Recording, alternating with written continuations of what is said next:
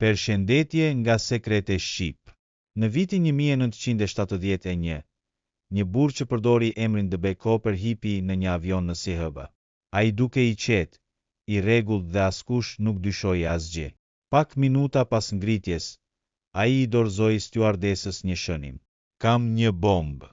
Cooper kërkoi $200,000 dhe një parashut. Pasi mori paratë, ai lejoi pasagerët të largoheshin. Pastaj, në mes të natës, mbi një pyll të errët, hapi derën e avionit dhe u hodh në boshllëk. Trupi i tij nuk u gjet kurrë. As paratë, as një provë. E hetoi rastin për 45 vite, por pa sukses. Disa besojnë se ai u mbyt. Të tjerë se ai mbijetoi dhe jetoi një jetë normale, i fshehur mes njerëzve.